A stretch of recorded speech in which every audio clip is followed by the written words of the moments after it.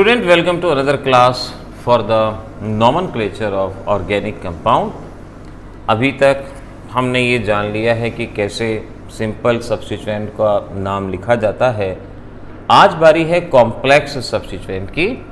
Complex substituent के बारे में जानते हैं, आखिर किस तरह से इसको नॉमेनक्लेट किया जाता है। बच्चों में बहुत डर बना रहता है, इसका डर वाली खैर खास कोई बात नहीं है। ज़रा जानते हैं, समझते हैं।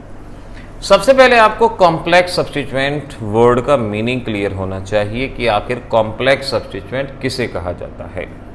तो बहुत मामूली सी बात है, जब कभी भी सब्स्टिट्यूएंट के ऊपर सब्स्टिट्यूएंट प्रेजेंट होता है, when there is a substituent over another substituent. हम ये भी कहते हैं कि जब सब्स्टिट्यूएंट ब्रांच्ड होता है, लेकिन आसान है इस बात को समझना कि whenever there is a substituent over given substituent, उसे कॉम्प्लेक्स सब्स्टिट्यूएंट कहा जाता है।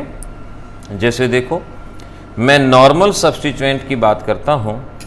ये है हमारे पास इथाइल, प्रोपाइल, अमीनो, अगर फंक्शनल ग्रुप होगा तो अमीन होगा, अदरवाइज अमीनो, और वो है इथॉक्सी। ये नॉर्मल सब्स्टिट्यूएंट हैं, ये नॉर्मल है। अगर इन सब्स्टिट्यूएंट के ऊपर एक और सब्स्टिट्यूएंट अटैच हो जाए, जैसे यही देखो, पहले नॉर्मल सब्स्टिट्यूएंट हैं, अब मैं क्या करता हूँ, यहाँ से कुछ एटम हटा के उस पर कोई और substituent, chlorine present on ethyl, ethyl के ऊपर क्लोरीन, सब्स्टिट्यूएंट ओवर सब्स्टिट्यूएंट, इसे कॉम्प्लेक्स कहेंगे। ऐसे ही प्रोपाइल के ऊपर मैंने एक मिथाइल और लगा दिया, नॉर्मल सब्स्टिट्यूएंट प्रोपाइल था, मैंने मिथाइल लगा दिया। ऐसे ही NH2 है, लेकिन मैंने उसके ऊपर एक और सब्स्टिट्यूएंट CH3 लगा दिया। तो जब सब्स्टिट्यूएंट किसी सब्स्टिट्यूएंट के ऊपर होता है, ऐसे ही इथॉक्सी है, इथॉक्सी में मैंने क्लोरीन लगा दिया, क्लोरोइथॉक्सी। सो आई कैन से, जब कभी भी नॉर्मल सब्स्टिट्यूएंट के ऊपर कोई सब्स्टिट्यूएंट प्रेजेंट होगा तो उसे कॉम्प्लेक्स सब्स्टिट्यूएंट कहा जाएगा। इस बात को समझना। अब देखो, जैसे आपको मैं एक कंपाउंड देता हूं और ज़रा इस कंपाउंड में हम जानने की कोशिश करते हैं कि किस तरह से कॉम्प्लेक्स सब्स्टिट्यूएंट को नॉमेनक्लेट करने की कोशिश करते हैं।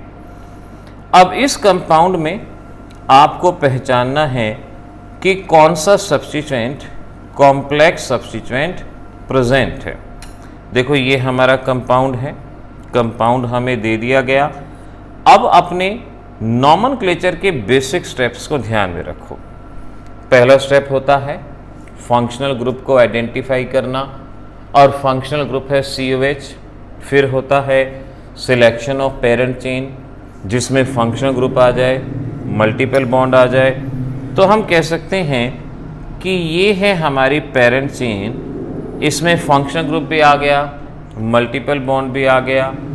वो है CH3, एक सिंपल सब्स्टिट्यूएंट। सिंपल सब्स्टिट्यूएंट ये हमारे पास प्रेजेंट है, कॉम्प्लेक्स नहीं कहेंगे, सिंपल सब्स्टिट्यूएंट इसे कहेंगे। और यहाँ देखो, अगर क्लोरीन ना होता तो ये प्रोपाइल होता, तो ये हुआ हमारा कॉम्प्लेक्स सब्स्टिट्यूएंट। इसे कॉम्प्लेक्स सब्स्टिट्यूएंट हम यहाँ पर नाम देंगे। तो हमें अपने कंपाउंड को देख के इस बात को पहचान लेना है कि कौन सा सिंपल सब्स्टिट्यूएंट है और कौन सा कॉम्प्लेक्स है, ताकि हमें मालूम रहे कि हम क्या नाम लिखने वाले हैं। अब numbering of parent chain, functional group से नंबरिंग शुरू होगी। सो this is 1, this is 2, this is 3, this is 4, this is 5, this is 6। 6 carbon है पेरेंट चेन के अंदर, ये हमारी पेरेंट चेन है। अब आपको सब्स्टिट्यूएंट्स का नाम लिखना है। सेकेंड पोजीशन पे नॉर्मल सब्स्टिट्यूएंट मिथाइल है। नॉर्मल सब्स्टिट्यूएंट मिथाइल है, वो तो आप लिख ही लोगे। अब यहाँ ये कॉम्प्लेक्स है। देखो, अगर सिंपलेस्ट भाषा में कहा जाए तो ये प्रोपाइल है। Cl हटा दो तो 3 कार्बन का सब्स्टिट्यूएंट प्रोपाइल। प्रोपाइल पे है chloro, so we can say in general it is a chloropropyl, chloropropyl. अब ये क्लोरीन यहाँ भी हो सकता था, यहाँ भी हो सकता था, यहाँ भी हो सकता था, तो हम कह सकते हैं 2 क्लोरोप्रोपाइल। ये इन जनरल नाम दिख रहा है कि भाई ऐसे नाम हो सकता है। फिर भी मैं चाहूँगा कि आप एक पर्टिकुलर पैटर्न फॉलो करें और 100% एक्यूरेट नाम लिखने की कोशिश करें।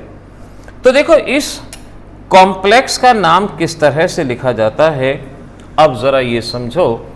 कॉम्प्लेक्स सब्स्टिट्यूएंट को हम अलग से लिखेंगे। ये हमारा कॉम्प्लेक्स सब्स्टिट्यूएंट हो गया। अब इस सब्स्टिट्यूएंट का परफेक्ट नेम लिखने के लिए आपको इसमें एक और पेरेंट चेन को सिलेक्ट करना होगा, जो कि सब्स्टिट्यूएंट की पेरेंट चेन है। This is the parent chain of substituent. और इसका जो कार्बन मेन चेन से कनेक्ट होता है, जो कार्बन मेन चेन से कनेक्ट होता है, उसे नंबर 1, अगले को नंबर 2, अगले को नंबर 3। जो कार्बन पेरेंट चेन से कनेक्ट है, तो मैं इसे नंबर 1 2 3 मर्जी आपकी, आप 1 2 3 नंबर भी दे सकते हो। मैं अभी समझाते वक्त, क्योंकि ये नंबरिंग और ये नंबरिंग इंटरफेयर ना करे, 1 2 3 मैंने इस तरह से यहां पर इसको लिखा। तो पहले मैं कॉम्प्लेक्स सब्स्टिट्यूएंट का नाम कैसे लिखते हैं वो सिखा रहा हूं, फिर कंपाउंड का नाम लिखेंगे। अब इसके लिए एक पैटर्न ध्यान रखो। सबसे पहले हम लिखते हैं position number of complex substituent, कि कॉम्प्लेक्स सब्स्टिट्यूएंट किस पोजीशन पे प्रेजेंट है, कहां प्रेजेंट है। फिर ब्रैकेट लिखते हैं और फिर लिखते हैं position number of substituent on complex substituent. यानी कॉम्प्लेक्स सब्स्टिट्यूएंट में सब्स्टिट्यूएंट का पोजीशन नंबर जो कि क्या है, 2।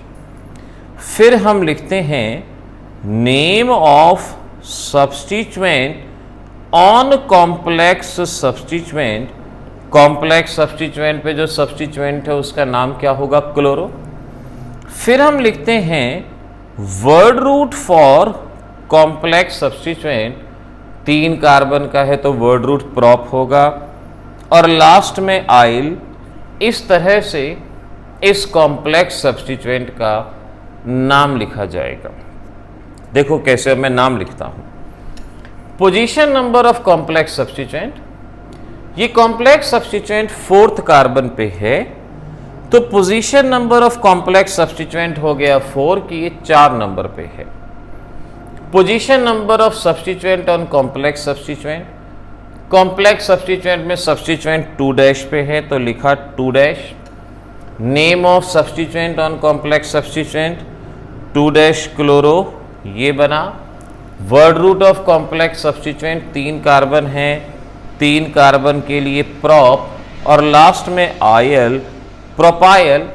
इस तरह से ये हमारे सब्स्टिट्यूएंट का नाम होगा, ये हमारे इस सब्स्टिट्यूएंट का नाम होगा। और हमारे उस सब्स्टिट्यूएंट का नाम 2nd पोजीशन पे क्या है, मिथाइल। इस तरह से ये हमारे सब्स्टिट्यूएंट के नाम हो गए, एक कॉम्प्लेक्स और एक हमारा अबव सब्स्टिट्यूएंट प्रेजेंट है।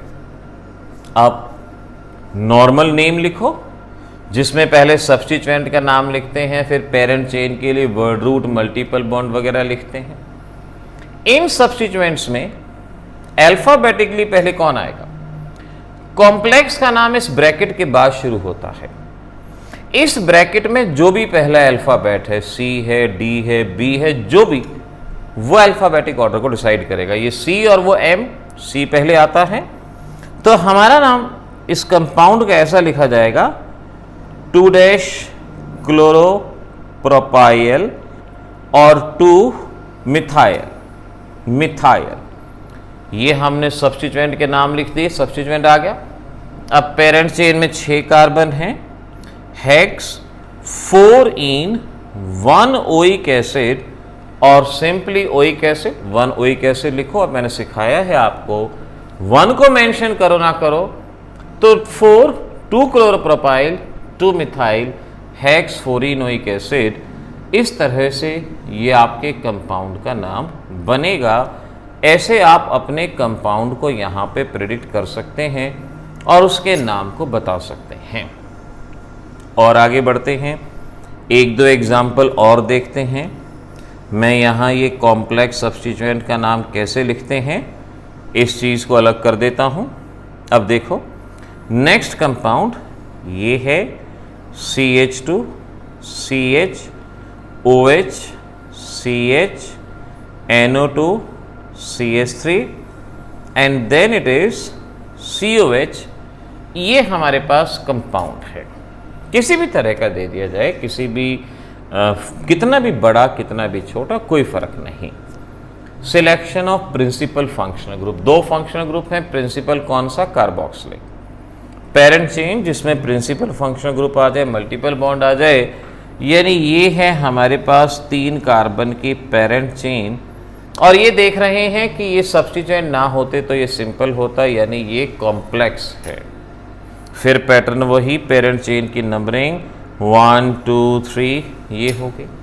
अब कॉम्प्लेक्स के लिए आपको सिखाया कि कॉम्प्लेक्स का नाम तो आपको इस पैटर्न में लिखना है, लेकिन उससे पहले कॉम्प्लेक्स की पेरेंट चेन सिलेक्ट करनी है और कॉम्प्लेक्स का वो कार्बन जो डायरेक्टली अटैच है उसे नंबर 1 डैश 2 डैश 3 डैश, मैंने कहा था डैश लगाना जरूरी नहीं है, मैं सिखाते वक्त आपको यहाँ इसको यूज कर रहा हूँ।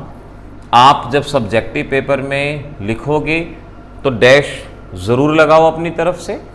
कॉम्पिटिटिव में डैश हो भी सकते हैं, नहीं भी हो सकते, वो एग्जामिनर के मूड पे डिपेंड करता है। तो इसीलिए मैं कह रहा हूं कि डैश हो या ना हो कोई खास फर्क नहीं पड़ता। अब इस कॉम्प्लेक्स सब्स्टिट्यूएंट का नाम लिखो, position number of complex substituent, parent chain में ये सेकंड कार्बन पे प्रेजेंट है। अब position number of substituent on complex substituent, यहां ये हाइड्रोक्सी और ये NO2, क्योंकि फंक्शनल ग्रुप तो वो हो गया तो बाकी तो सारे सब्स्टिट्यूएंट हैं। हाइड्रोक्सी और नाइट्रो, पहले कौन आएगा, hydroxy, so I can say 1 dash hydroxy. वैसे तो हम कॉम्प्लेक्स का नाम हमेशा स्मॉल में ही लिखते हैं, बट ठीक है, इट्स ओके, आजकल कैपिटल स्मॉल दोनों चलते हैं, कोई प्रॉब्लम नहीं है। 1 डैश हाइड्रोक्सी, 2 डैश नाइट्रो, दोनों substituent. Word root of complex substituent 3 carbon हैं, सो दिस इज प्रॉप और लास्ट में IL। ये हमारे इस कॉम्प्लेक्स पार्ट का नाम हुआ, कॉम्प्लेक्स सब्स्टिट्यूएंट का नाम हुआ।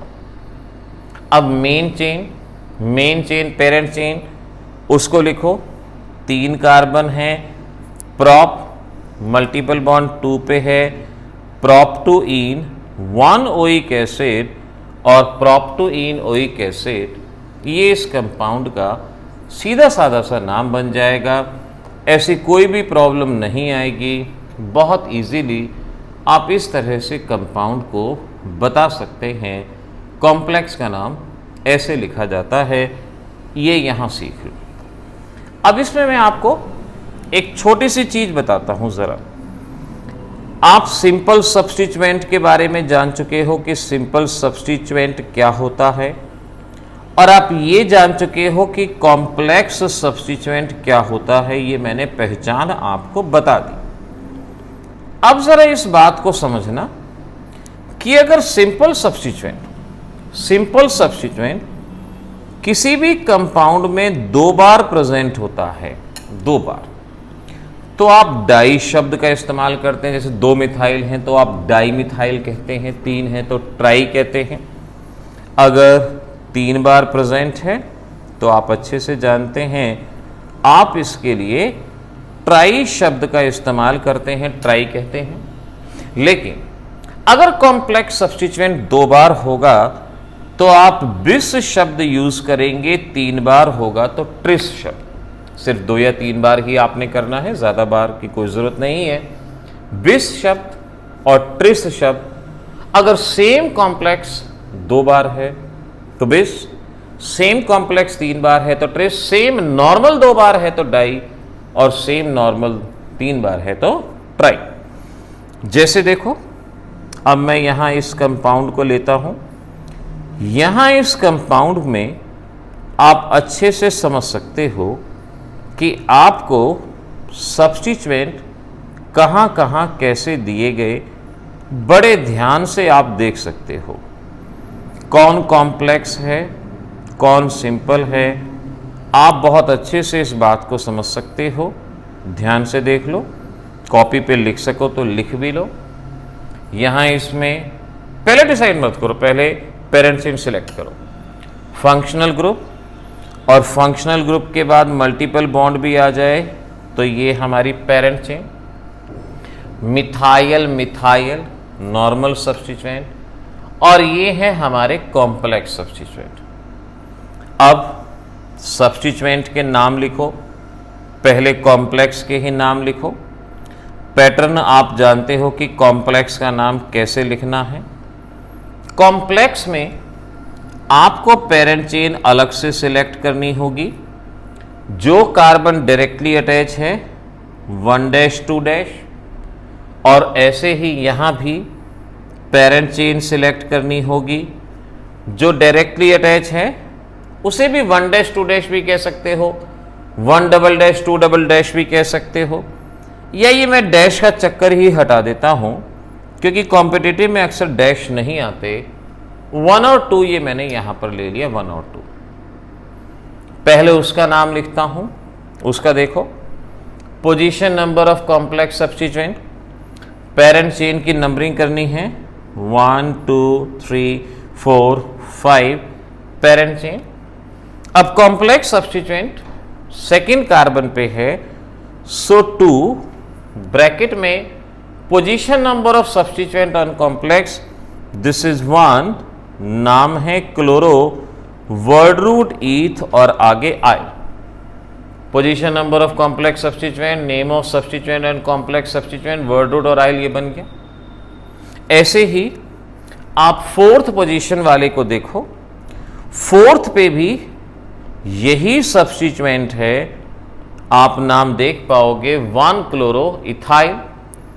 सिमिलरली 2 मिथाइल हैं, 2 पे मिथाइल है और 3 पे मिथाइल है, तो ये हमारे सब्स्टिट्यूएंट यहां पर हैं, सब्स्टिट्यूएंट हैं। अब इनका नाम लिखना है, अल्फाबेटिकली पहले C आएगा फिर M आएगा, यानी पहले इनका नाम। अब ये दोनों के दोनों 2 बार तो 2 4, एक बार 2 पे एक बार 4 पे, तो 2 बार है तो 2 4। अब सेम कॉम्प्लेक्स सब्स्टिट्यूएंट अगर 2 बार होगा तो डाई नहीं बिस शब्द आएगा, बिस। देखो कैसे, 2 4, और क्योंकि यहां ये कॉम्प्लेक्स 2 बार है तो हम लिखेंगे बिस, बिस। जैसे यहां 2 3 डाइमिथाइल लिखते, यहां बिस।